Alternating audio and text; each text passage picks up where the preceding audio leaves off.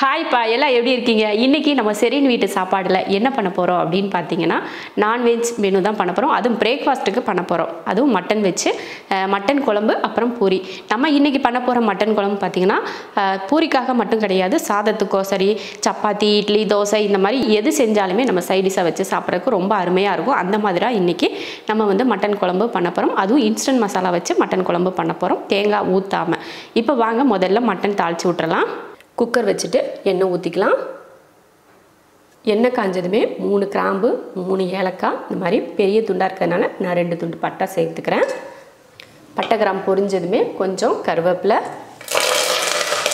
அடுத்து சின்ன வெங்காயம் ஒரு 100 கிராம் அளவுக்கு அரைச்சிருக்கேன், அதை சேர்த்துடலாம்.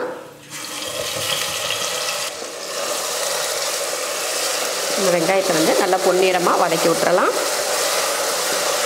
பார்த்தீங்கன்னா வெங்காயம் வந்து நல்லா பொன்னிறமாக வதக்கியாச்சு. இந்த டைமில் பார்த்தீங்கன்னா 1 ஸ்பூன் அளவுக்கு இஞ்சி பூண்டு பேஸ்ட் அதையும் வதக்கிடுவோம். இஞ்சி பூண்டு பேஸ்ட் வதங்கினதுமே 1/2 கிலோ மட்டன், 2 தக்காளி,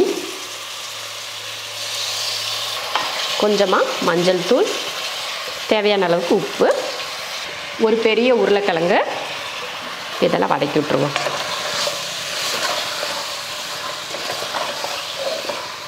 பாருங்கள், மட்டன் வந்து ஒரு 5 நிமிஷத்துக்கிட்ட நல்லா இந்த போல் வதக்கியாச்சு. அடுத்ததாக காரத்துக்கு ஏற்றப்போல் கொஞ்சம் மிளகாத்தூள் சேர்த்துக்கலாம். நான் வந்து ஒரு 1/2 ஸ்பூன் அளவுக்கு சேர்த்துக்கிறேன். உங்கள் காரத்தை பொறுத்து நீங்கள் மிளகாத்தூள் சேர்த்துக்கோங்க. அவ்வளோதான். இந்த மாதிரி கலந்ததுக்கப்புறமா இன்ஸ்டன்ட் மட்டன் மசாலா சேர்த்துக்கிறேன். நான் வந்து சக்தியில் மட்டன் மசாலா தான் சேர்க்குறேன். ஒரு 25 கிராம் அளவுக்கு சேர்த்துக்கலாம். அதையும் நல்லா கலந்து விட்ருவோம். அவ்வளோதான். மிளகாத்தூள், மட்டன் மசாலா இதெல்லாம் சேர்த்துட்டு அந்த கறி கூட சேர்த்து பார்த்தீங்கன்னா மறுபடியும் ஒரு 5 நிமிஷத்துக்கு வதக்கி விடுங்க. மட்டன் குழம்பு வெந்து வர்றப்போ நல்லா வந்து எண்ணெய் பிரிஞ்சு வரும். அதே போல் நல்லா மசால் பிடிச்சிருக்கும். இப்போ தண்ணி சேர்த்துடலாம். தண்ணி வந்து குக்கரில் செய்கிறப்போ பார்த்துட்டு சேர்க்கணும். அளவுக்கு அதிகமாக சேர்த்துடக்கூடாது. நான் வந்து இந்த அளவுக்கு சேர்த்துருக்கேன். கறி வந்து கொஞ்சம் முங்கி வந்திருக்கு பார்த்தீங்களா? இந்த அளவுக்கு நான் தண்ணி சேர்த்துருக்கேன். இப்போ குக்கர் மூடி போட்டுடலாம். ஒரு 5 விசில் விட்டு ஆஃப் பண்ணிக்கலாம். நம்ம ஒரு காலையில் ஒரு பிரேக்ஃபாஸ்ட்டுக்கு வந்து அதிகமாக மட்டன் தேவைப்படாது. 1/2 கிலோ கரெக்டாக இருக்கும். நம்ம 1/2 கிலோ கூட கொஞ்சம் உருளைக்கிழங்கெல்லாம் சேர்த்து போட்டு நம்ம பண்ணுறப்போ அந்த குழம்பு கொஞ்சம் அதிகமாகவும் தெரியும். அதே சமயம் நமக்கு சாப்பிட்றதுக்கு அந்த மட்டனில் போட்டிருக்க உருளைக்கிழங்க சாப்பிட்றதுக்கும் ரொம்ப ருசியாக இருக்கும். அடுத்த டைம் நீங்கள் மட்டனோ சிக்கனோ நீங்கள் ட்ரை பண்ணிங்கன்னா உருளைக்கிழங்கு அது கூட சேர்த்து செஞ்சு பாருங்கள், அருமையாக இருக்கும் ருசி. இப்போ மட்டன் வந்து வேக வச்சாச்சு விசில் போட்டு. அடுத்து அதை வந்து பூரிக்கு மாவு பிசைஞ்சிக்கலாம். நான் வந்து ஒரு 4 பேர் சாப்பிடக்கூடிய அளவுக்கு ஒரு 300 கிராம் கோதுமை மாவு எடுத்திருக்கேன். இந்த அளவுக்கு நம்ம செஞ்சுக்கிட்டா போதும். ஏன்னா காலையில் பிரேக்ஃபாஸ்ட்டுக்கு வந்து பூரி செஞ்சோம்னா கொஞ்சம் மாவுலேயே அதிகமாக பூரி வரும் இல்லையா? அதனால் நான் 300 கிராம் போதும் அப்படின்றக்காக 300 கிராம் எடுத்திருக்கேன். இப்போ நம்ம வந்து மாவு பிசைஞ்சிக்கலாம். நான் வந்து பார்த்திங்கன்னா நம்ம 4 பேர் சாப்பிடக்கூடிய அளவுக்கு பூரிக்கு மாவு எடுத்திருக்கேன். கோதுமை மாவு ஒரு 300 கிராம் மாவு இருக்கும் இது. அடுத்ததாக பார்த்திங்கன்னா தேவையான உப்பு சேர்ந்துட்டு நல்லா கலந்து விட்டுறலாம். அடுத்து தண்ணி ஊற்றி பிசைஞ்சிக்கலாம். பார்த்திங்கன்னா மாவு வந்து பிசைஞ்சு எடுத்தாச்சு. ஒரு பக்கம் பார்த்திங்கன்னா எண்ணெயை காய வச்சிட்டோம்னா அது ஒரு பக்கம் காஞ்சிட்ருக்கும். மாவு பிசைஞ்சதுமே நம்ம பூரி எடுத்து போட்டுக்கலாம்.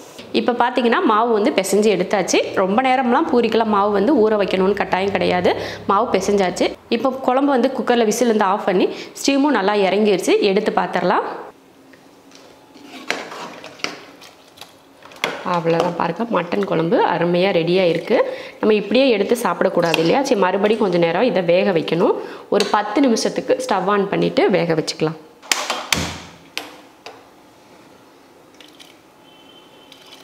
நல்லா கொதித்து வேகட்டும். பாருங்கள், இது சாதத்துக்கு ஊற்றி சாப்பிட, இந்த மாதிரி பூரி சப்பாத்திக்கெலாம் ஊற்றி சாப்பிட்றதுக்கு நல்லாயிருக்கும். இதில் நான் தேங்காயெல்லாம் வந்து சேர்த்துக்கல. சும்மா தேங்காய் ஊற்றாத ஒரு மட்டன் குழம்பு இது.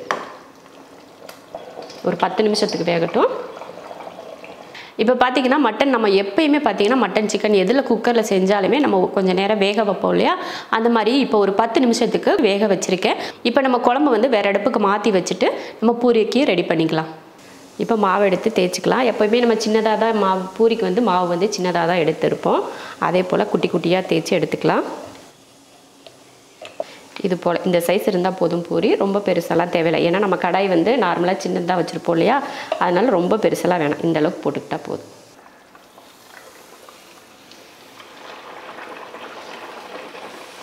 நல்லா லைட்டாக இந்த மாதிரி அந்த பூரி இப்படி அழுத்தம் கொடுத்தோம்னா நல்லா புஷ்ஷுன்னு எலும்பி வரும்.